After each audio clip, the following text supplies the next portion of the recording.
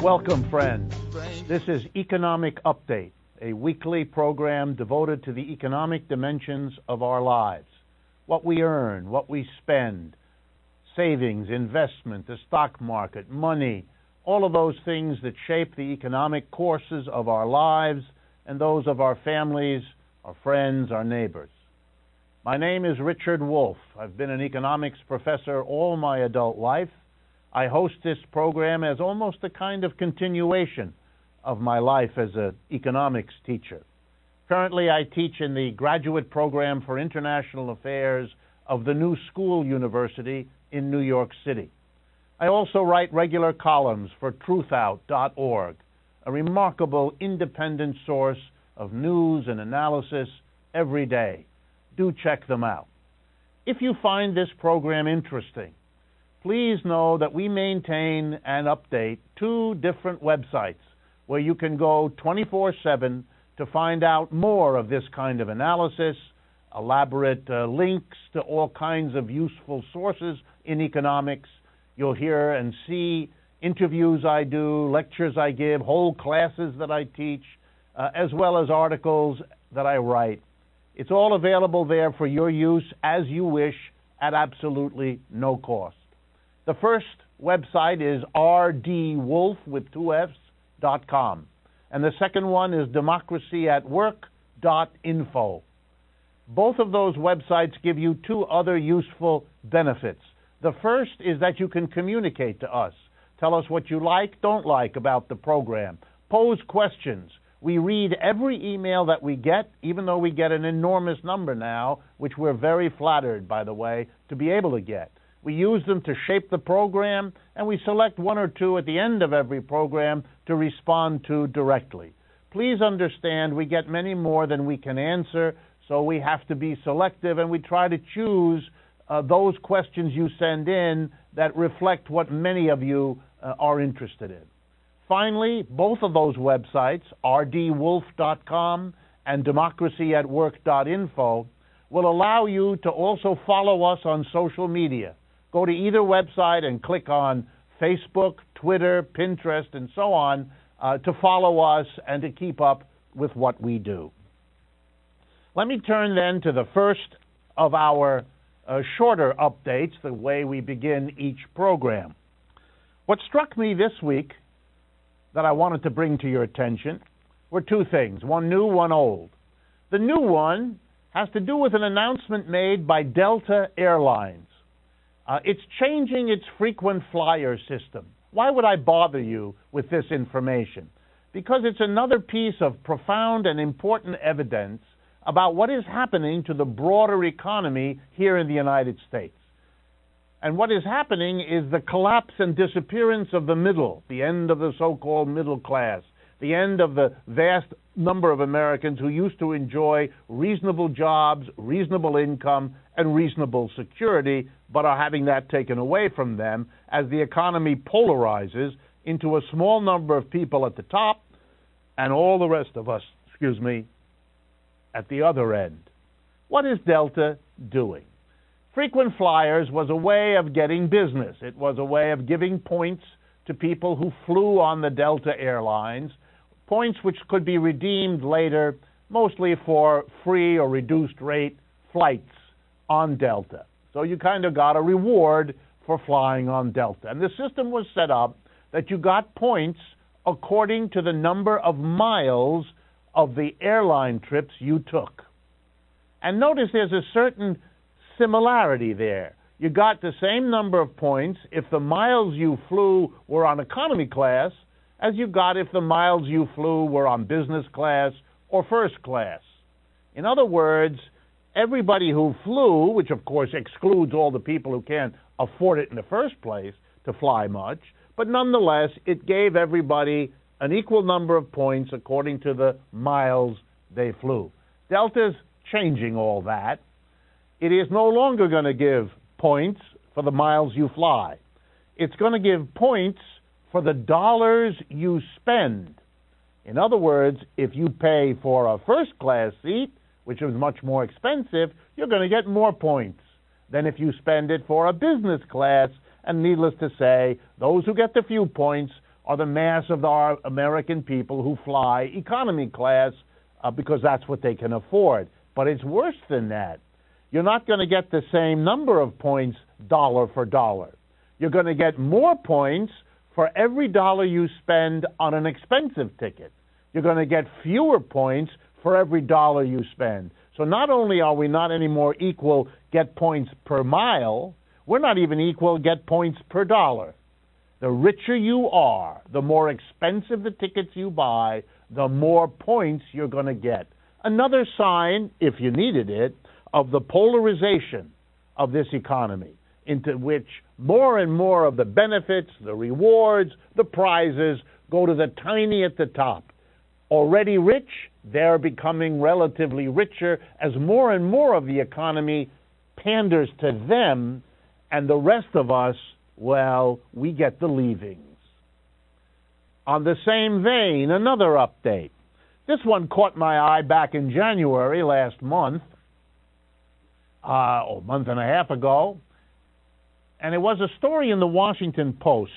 And indeed, it was a story about a professor at Duke University in North Carolina, excuse me, by the name of Nicholas Carnes, C-A-R-N-E-S. And he has written a new book called White Collar Government, The Hidden Role of Class in Economic Policy Making. And the Washington Post found something that I also find interesting that I want to summarize for you now. In the United States, depending on how you count, millionaires comprise somewhere between 1 and 3% of the people, a tiny, tiny minority. But while they may be a terribly small minority of our people, they are not a minority in our government. And Mr. Carnes, Professor Carnes, has kindly done the homework for us, and I want to provide it now to you. A majority of the House of Representatives today are millionaires. Not 1 to 3%, a majority. Even more impressive, in the Senate of the United States, over 60 members out of 100, that's called a supermajority, are millionaires. So a majority in the House and a supermajority in the Senate. There's a 5 to 4 majority of our Supreme Court that are millionaires. And our president is one too. Wow. 1 to 3% of the people are millionaires, and they absolutely dominate the Supreme Court, the Senate, and the House. In contrast, whereas over 50%, more than half of Americans are non-supervisory workers. That's the mass of people in both manufacturing and services who do the work.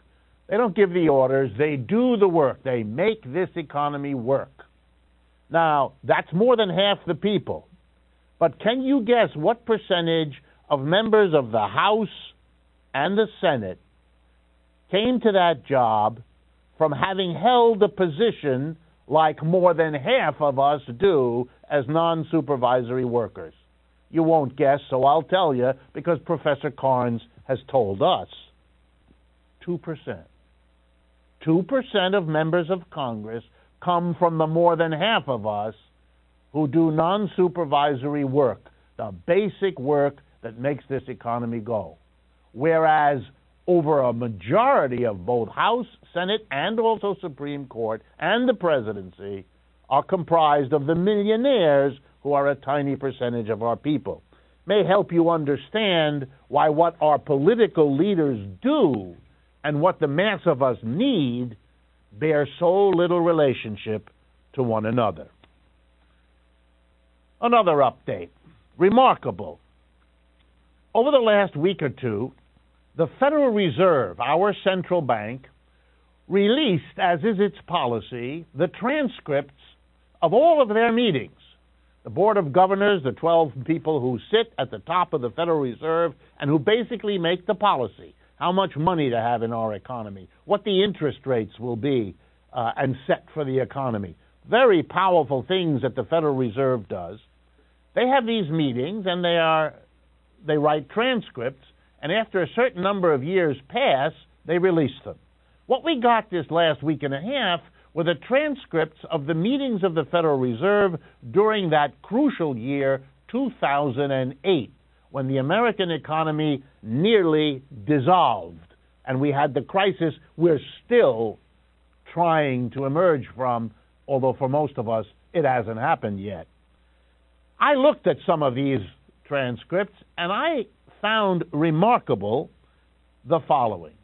For most of 2008, this Board of Governors, most of them didn't see anything coming.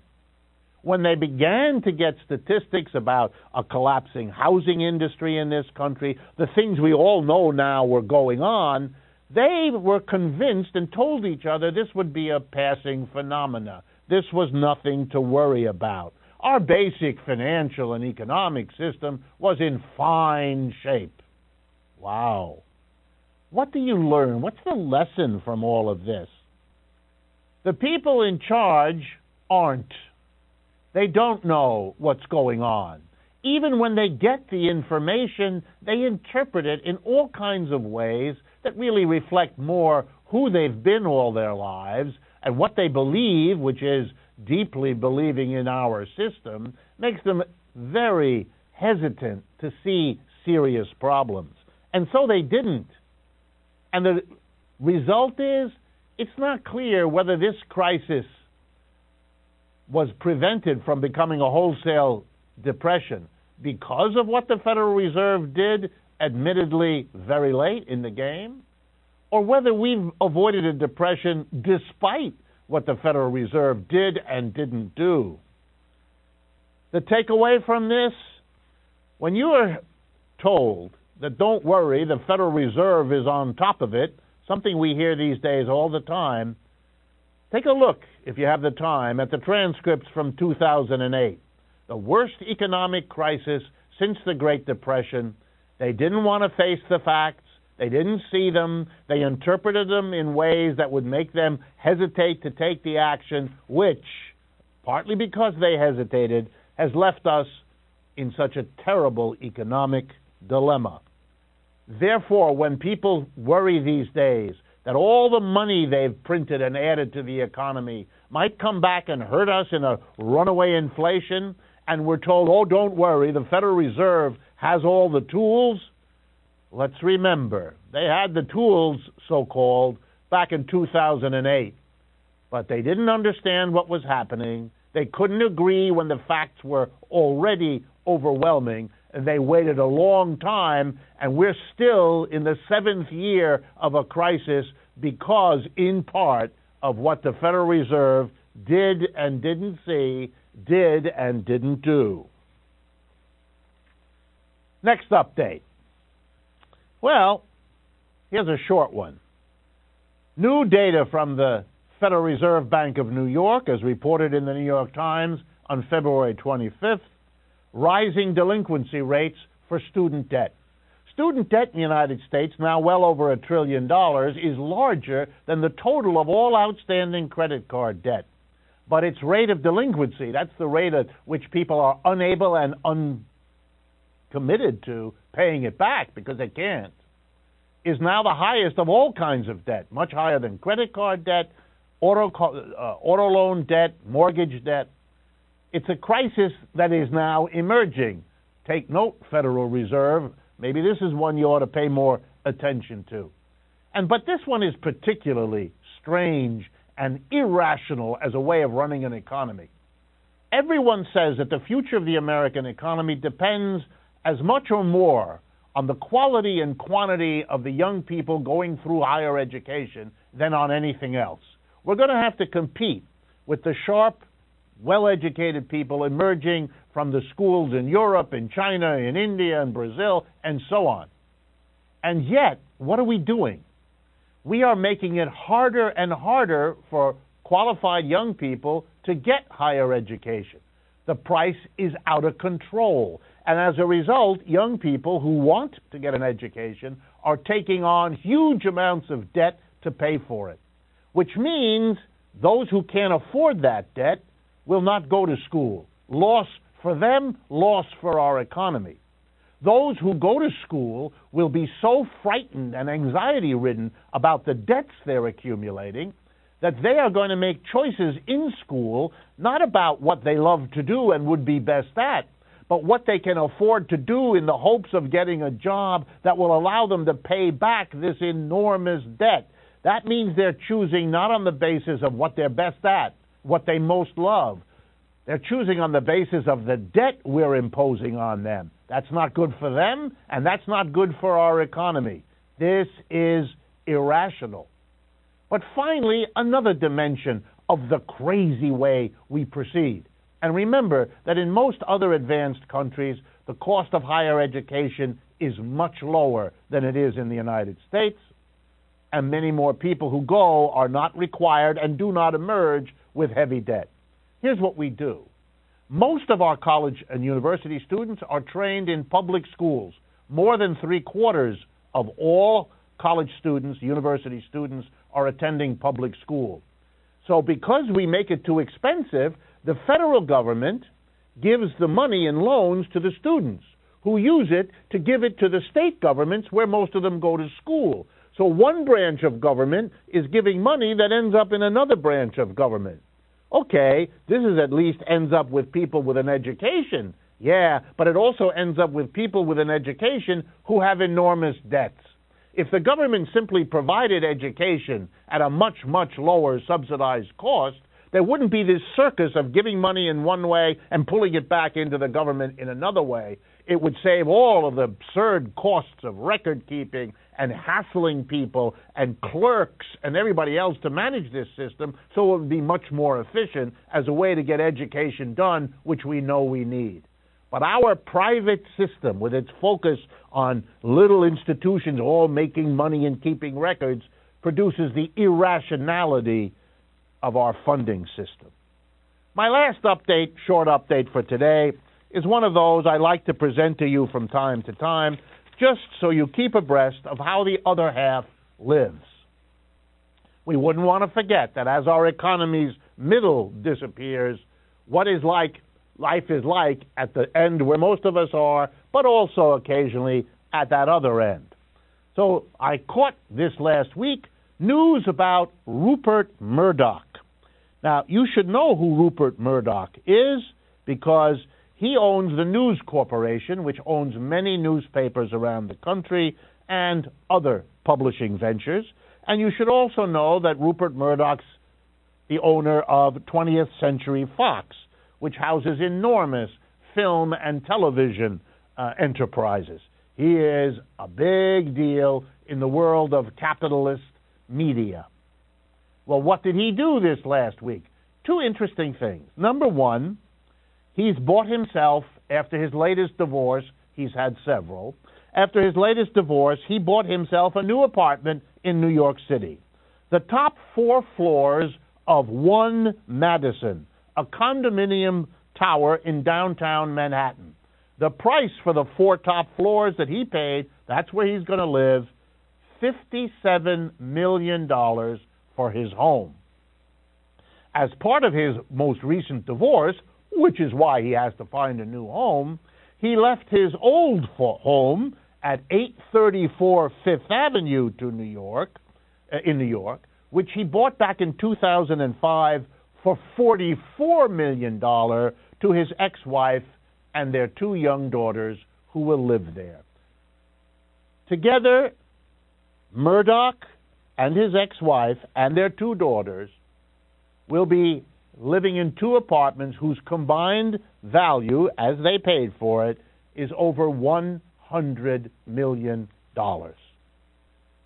What kind of an economic system produces people who cannot pay for college, homeless people in the hundreds of thousands, and at the same time produces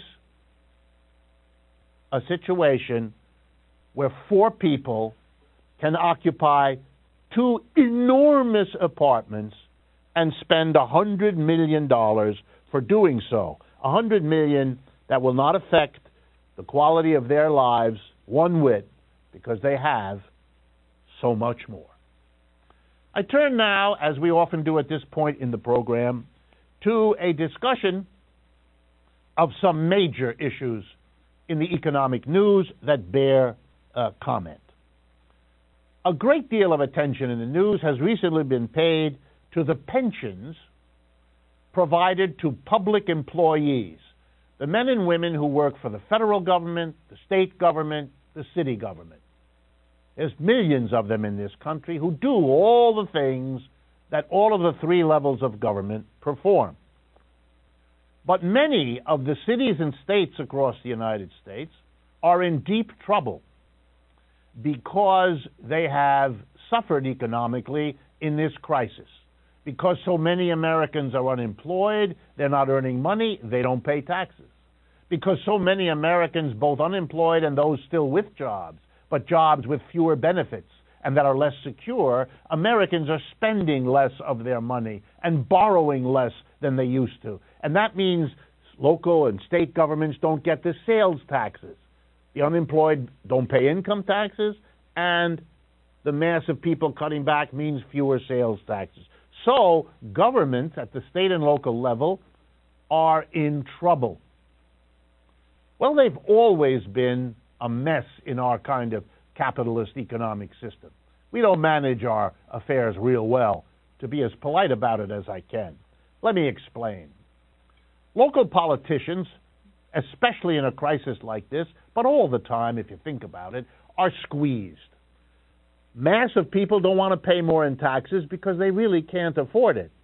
And the corporations and the rich, they don't want to pay taxes because they don't want to have that eat into their profits or eat into their wealth.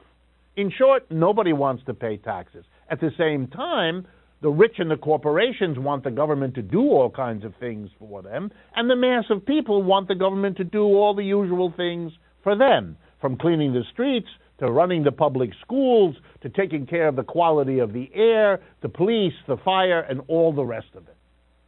So what does a politician in this system do, since the politician is going to win or lose his or her office depending on how well they perform in what? In a system where they're not given the money to do what they're supposed to do at the same time that they're asked to do ever more.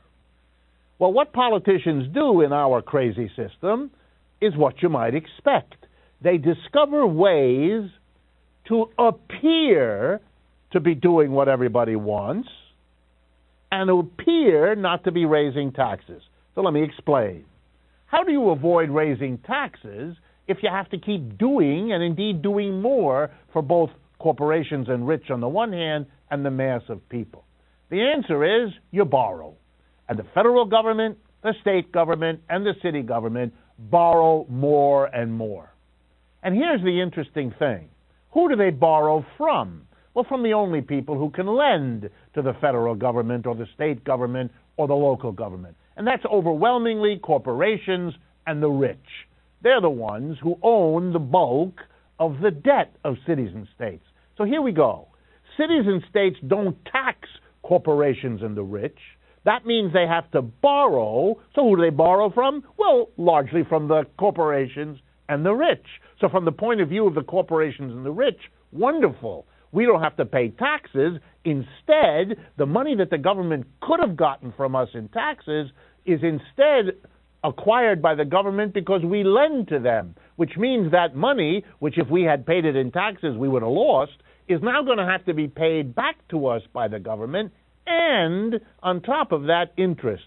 Goody for us. Meanwhile, the cities and states accumulate debt, which is going to have to be paid back one day, and if hard times come, like we're in now, they're not going to be able to do it. The second thing our politicians do, besides borrowing to handle the absurd situation they're put into in our system, the second thing they do is to make promises to the workers in the states and cities particularly, because promises about giving you something in the future don't require the politicians to give it to you now. So what have we had for 50 years in the United States, in cities and states? Politician after politician, city council people, mayors, governors, state legislatures, have gone to the workers and said, hey, we're not going to give you the extra wages you want. And we're not going to give you the extra benefits now you want. What we're going to give you, though, is a promise. We're going to give you something in the future, a pension. And the reason a politician likes that is he doesn't and she doesn't have to spend the money now, which would require them to find that money. They don't want to do that. So they can appear to be providing for working people a secure future, while they borrow from corporations and the rich to pay for what they have to do now. That's how they've solved the problems of public finance. That's how our system works, crazy as it is. That's okay when the economy is working. But what happens when suddenly masses of people are unemployed, large numbers of people are anxious, reasonably so, about their situation, so income tax revenues drop, sales tax revenues drop, property tax revenues drop, and cities and states especially are squeezed? You might think that they would face the absurdity of what they've done. They should never have borrowed from corporations and the rich. They should have taxed them. Then they would have been able to do what they had to do, and they wouldn't have been stuck with a debt. But they didn't. In fact, they did more of it. Okay, well then maybe they should now at least start. No, they say. Here's what they're doing. And nothing tells us more about the morality of a capitalist system than what I'm about to tell you. Cities and states are deciding that what they need to do in the situation of being squeezed is not to find new sources of taxes, particularly from those who've done so well in the last 30 years, corporations and the rich, and particularly those who have been getting the debt of the government instead of paying taxes. Instead of going after them, no. The proposal, and indeed you're seeing it happening in Detroit, in Illinois, across the country, is attacking public employees' pensions, as if that's the problem. Well, let's remember, folks, the reason public employees have pensions is because the pension was substituted for the wage increases and the other benefits they could have gotten. That was a way of paying them in the future. You're now telling them that the promise that they accepted instead of going out on strike, instead of demanding more, the promise for a secure future, a secure old age, is going to be broken because mayors and governors don't want to tax corporations and the rich. That's the truth of it. That's outrageous, and it's a system that isn't working. What's the solution? Simple. Honor your promises. Let's remember that many people go to work for cities and states, even though the wages and salaries are lower than the private sector, because they are told by their leaders, yes, we pay you a little less, but you have really good benefits. And the number one benefit is a pension, a secure future, so that you are honored at the end of a lifetime of work and that you are not a burden on your own children. We are breaking that promise, and for only one reason, to avoid taxing corporations and the rich for another generation, in addition to the generation they've already gotten. It is a scandal, and the pressure is building, because remember, the pensions being taken away from the mass of working people makes their lives miserable, makes them a burden on their children, which makes their lives harder in an already difficult economic circumstance. You're building an explosion from below. Watch out. I'm now going to take, as I often do at the end of the first half of this week's program, a very short break. Please stay with us. We will be back in a matter of seconds. This is Economic Update, and I'm your host, Richard Wolff. Welcome back, friends. This is Economic Update. I'm your host, Richard Wolff. I want to remind you again that as we go through the topics for discussion today on our Economic Update program, that if you're interested in pursuing them and discussing them with friends, please make use of our two websites, rdwolf with 2 F's.com and democracyatwork.info. Both of those websites are available 24/7, utterly free of charge, and allow you not only to see all the work we constantly update there, but also to communicate with us your thoughts, your questions, your criticisms, and likewise to follow us on Facebook, Twitter, and Pinterest. I want to turn next to another major topic that was stimulated by something that happened last week. A major cable television provider, Comcast, announced that it is going to buy another major cable television producer, Time Warner. This will create an absolute monster of a company, serving tens of millions of Americans the basic cable television, which is the way most Americans now get their television service. It's a remarkable outcome. It'll mean that in 19 of the 20 largest markets in the United States, one company, Comcast, will be the provider. Why is this interesting? Well, it's interesting because you're seeing a process of monopolization. And I want to talk to you about that because it is important not only in the cable television business, but indeed in the telephone, internet, and wireless telephone business, where we have only 4 companies, and the level of competition among them, despite what AT&T Mobile is currently doing, which is a little bit competitive, is still a non-competitive situation. Whereas the producers of telephones, Apple, Google, Samsung, that is a bit more of competition. So when we look at the big media companies, we see a pattern of both competition and monopoly, and that's what I want to talk about. A capitalist system is a system that is always tending towards monopoly. That is, companies compete.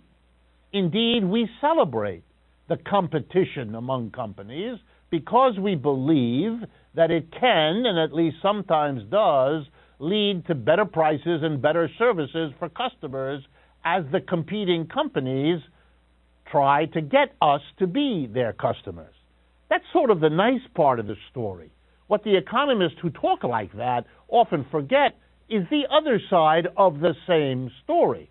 When companies compete, some of them typically win and others of them typically lose.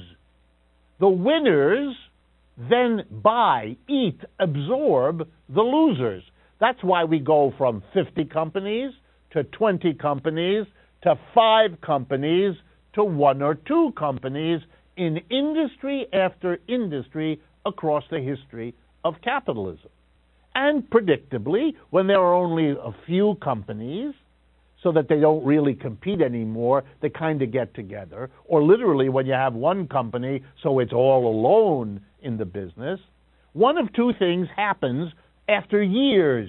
During those years, the monopolizing companies make a fortune. They can charge what they want because we, the public, have nowhere else to go.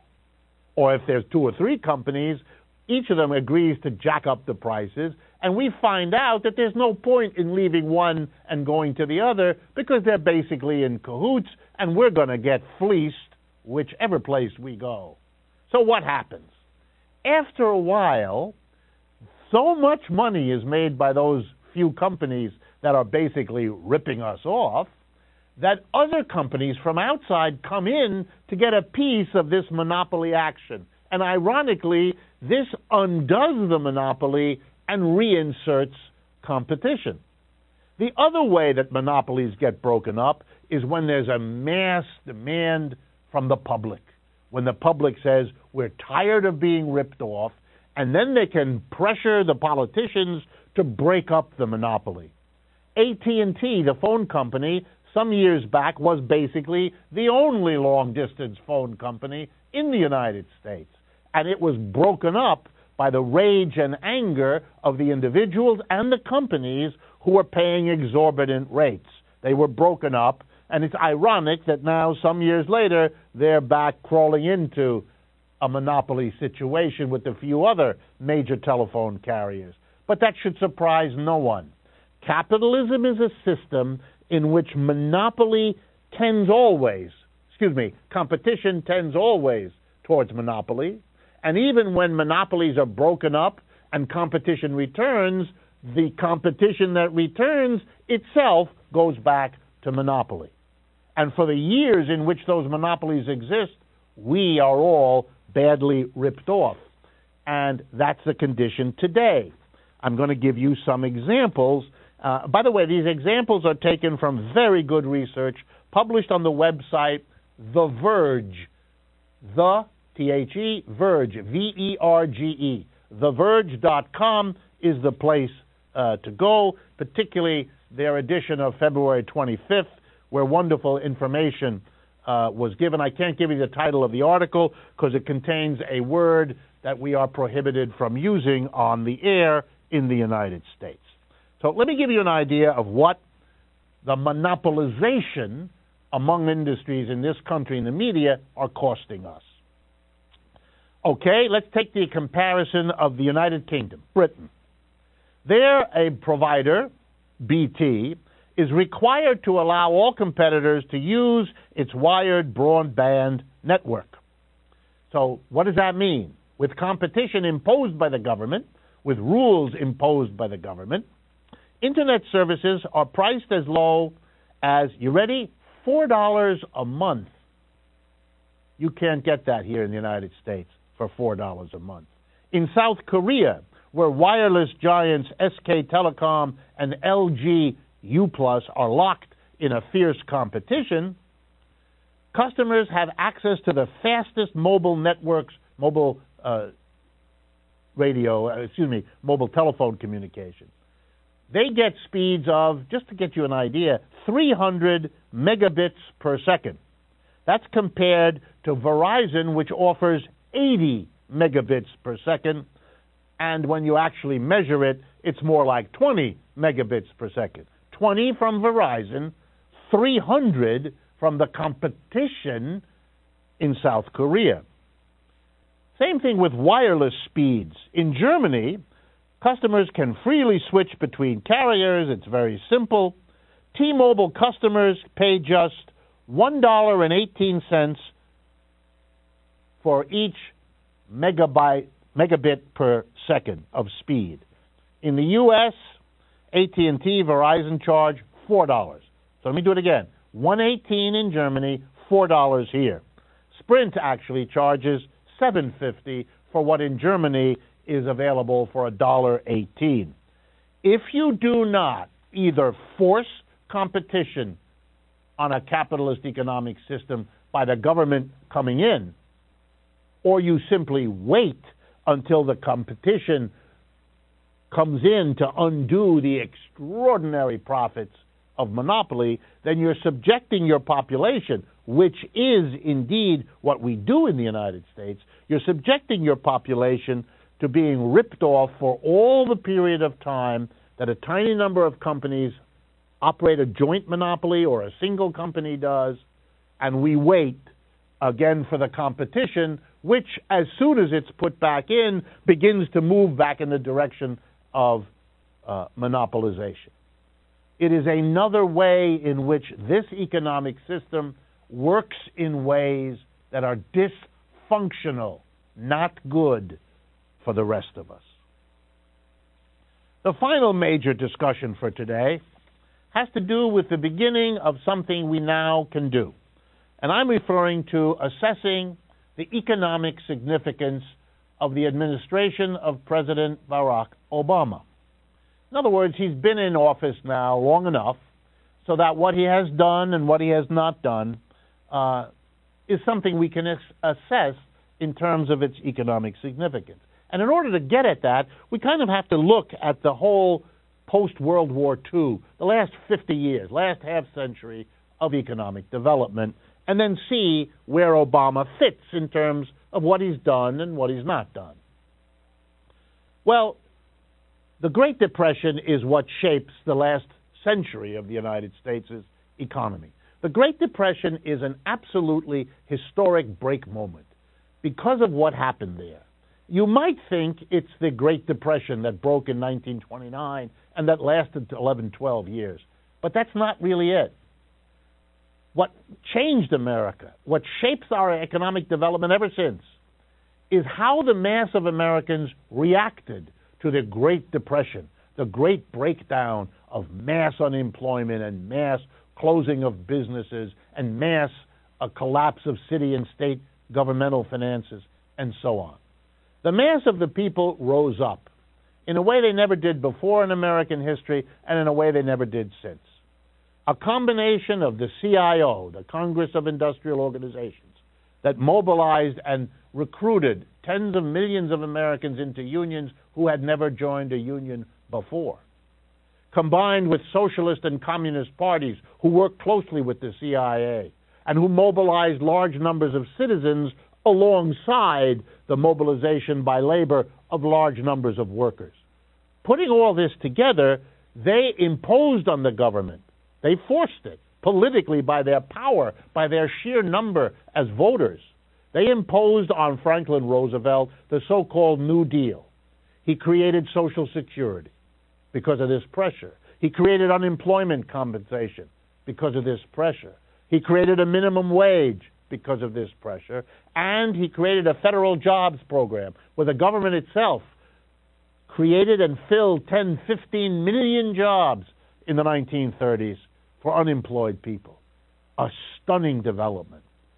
But even more important, this development, because it was pushed from below, was paid for by taxes on the rich and taxes on corporations. Yes, the government also borrowed from them, but it also taxed them. The highest personal income tax rates in American history for the richest people. The highest taxes on corporations. Okay. When the war was over, 1945, the Depression was behind us, and the president who imposed all of this because of pressure below had died, Roosevelt, a vast reaction set in as businesses and corporations, angry that they had been taxed to help the mass of people, they were determined to roll back the New Deal, to make sure, as best they could, to undo what had happened and to make sure it never happened again. So what did they do? They went after, correctly, they understood the situation, they went after the coalition of unions, socialists, and communists. First job was to break the coalition and weaken its parts. How did they do that? First, they went after the communists. They demonized them. From being a movement designed to change America's direction, it became instead a group of agents of a foreign power, the Soviet Union. And they were demonized and they were destroyed. Step two, show Americans as best you can that a socialist is the same thing as a communist, it just spells it differently. That isn't true and has never been true, but who cares? The propaganda, the pressure was to make that identification. Make the socialists look like they were sort of communists too, make the two words synonyms, and then you could destroy the socialists the way you had already done to the communists. That's what they tried, and that succeeded for them. They basically destroyed those institutions and made it impossible to rebuild them, and that's why they haven't been rebuilt in the last half century. Lastly, they went after the big fish of the coalition, the labor movement. And from a labor movement that represented over a third of workers in America, what do we have today? In the private sector, less than 7% of people are in or represented by a union. And in the public sector, you're still in the neighborhood of the high 20s, but it is shrinking fast with the public onslaught against public sector unions. So the right emerged to destroy the three basic pillars of the American left that had been so successful in the 1930s. Over the last 50 years, this happened. First the communists, then the socialists, and finally, the union movement. What was the role of the president in this situation? The job of the president, right from the beginning, was to kind of push this process along, make it easy for corporations and conservatives to go after the communists and the socialists and the unions, to kind of look the other way, to be quietly pushing all of this. It begins immediately after after Roosevelt's death, with President Harry Truman, who inaugurates an intense reversal of the alliance with the Soviet Union to make the Soviet Union bad, and endorses the destruction of the Communist Party and then the Socialist Party. And basically the presidents after that, Truman, Eisenhower, they were, in these first 15 years after the war, they were the presidents who established this benign overlooking and managing of the pushback of the New Deal. And so, for example, in 1947, they passed the Taft-Hartley bill, which took back from the unions much of the strength they had gained across the 1930s by changing the law. Okay. What happened was the American people began to feel what it means to have the New Deal taken away, undone. Their situation became less secure. The benefits they had won in the 1930s were looking to be fragile, were being reduced. It was a problem. Now, presidents couldn't go in a straight line. Periodically, there was trouble, like in the 1960s, and then they would have to give back some of what was being taken away. But the long-term line was unmistakable. People understood that the promises of the New Deal for human beings, for the mass of working people, were not being delivered. And that led to a peculiar thing of presidents. They had to play a kind of funny role. In order to win the presidency, you had to tell the American people you weren't like the previous presidents, because the previous presidents were sooner or later understood to have moved forward this project of undoing the New Deal. So more and more, to win the presidency, you had to pretend you were an outsider. You weren't really part of Washington, so that you weren't tarred with the brush that the government that had been so helpful to people in the 1930s and early 40s under Roosevelt was now a government that wasn't helping you, was actually pinching you, was taking your tax money but not giving you much for it, was helping rich and corporations much more than it was helping average Americans. So to win the presidency, you had to suggest you wouldn't do that. And the way you did that was by being an outsider. So Kennedy was an outsider. Young, earlier presidents had been old. Catholic, we hadn't had a president like that. So that was new, and that was different, and that was exciting, and we were supposed to get excited about that. Later we had others. We had Carter, a farmer from the South.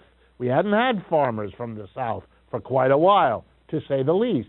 Then we had Reagan, an actor from California. That's sort of unusual and new. And then we had Clinton, a politician from where? Arkansas, who's going to be the president, who's really not part of. You get the picture? Well, when the crisis hit in 2007, and Americans began to confront that not only have we had half a century of the government not being our ally, when the taxes really hurt and the benefits are few and far between and shrinking, but now we have on top of it a mammoth economic crisis that really whacks our jobs, whacks our job security. What are we going to do? Wow. The answer is an even more outsider president, an African American, a young, dynamic African American, the most outsider you can probably be, and still contest for the presidency. And Americans put their hope in Mr. Obama to do something, to change the basic flow in which more and more people pay the taxes and corporations and the rich get the benefits. By that standard and in that context, the economic significance of Barack Obama has been he's proven to be no more of a difference or an outsider than those who played that game before. I hope that estimate changes, but it's unmistakably what comes at us where we stand today.